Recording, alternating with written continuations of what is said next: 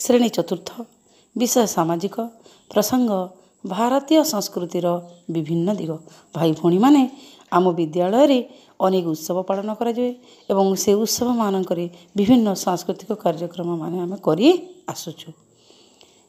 ଭାରତୀୟ ସଂସ୍କୃତିର ବିଭିନ୍ନ ଦିଗ ମଧ୍ୟରେ ହେଉଛି ସଙ୍ଗୀତ, କଳା ଓ ଭାସ୍କର୍ଯ୍ୟ। ସଙ୍ଗୀତ ପ୍ରଥମେ ସଙ୍ଗୀତ କ୍ଷେତ୍ରରେ ଭାରତୀୟମାନଙ୍କର ସୁଖ୍ୟାତି ଦେଶ ବିଦେଶରେ ରହିଛି। ଆମ ଦେଶର ସଙ୍ଗୀତକୁ ସ୍ୱତନ୍ତ୍ର ଧାରାରେ ପରିବେଷଣ କରାଯାଇଥାଏ।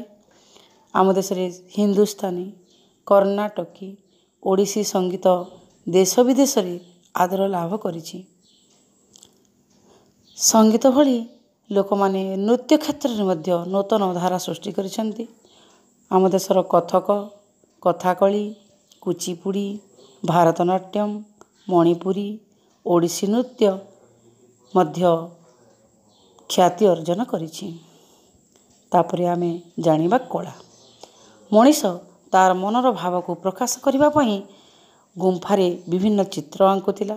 ପ୍ରକୃତିର ବିଭିନ୍ନ ଛବି ଯଥା ବଣ, ଜଙ୍ଗଲ, ଝରଣା, ସୂର୍ଯ୍ୟୋଦୟ, ସୂର୍ଯ୍ୟାସ୍ତ ଆଦି ଚିତ୍ର ମାଧ୍ୟମରେ ସବୁ ଭାବ ପ୍ରକାଶ କରୁଥିଲା।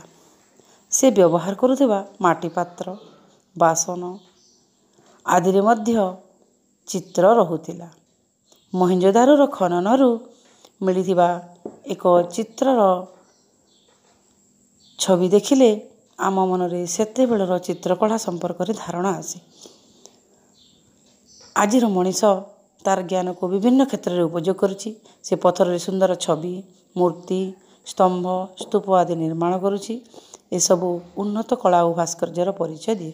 ଭାସ୍କର୍ଯ୍ୟ ପ୍ରାଚୀନ କାଳରୁ ଆଜି ପର୍ଯ୍ୟନ୍ତ ନିର୍ମିତ ହୋଇଥିବା ବିଭିନ୍ନ ପ୍ରକାରର କୋଠାବାଡ଼ି, ଦୁର୍ଗ, ମନ୍ଦିର, ମସଜିଦ, ଗିର୍ଜା ଆଦିର କାରୁକାର୍ଯ୍ୟ ଓ ନିର୍ମାଣ ଶୈଳୀ ଦେଶ ବିଦେଶରେ ଦର୍ଶକଙ୍କ ମନକୁ କିଣିନିଏ।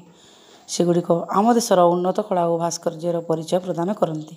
ମହେଞ୍ଜୋଦାରୋର ବୃହତ୍ ସ୍ନାନାଗାର, ସାଞ୍ଚିଠାରେ ଥିବା ବୌଦ୍ଧ ସ୍ତୂପ ଓ ଅଜନ୍ତା ଗୁମ୍ଫାର ପ୍ରବେଶ ଦ୍ୱାର ବିଶ୍ୱ ପ୍ରସିଦ୍ଧ।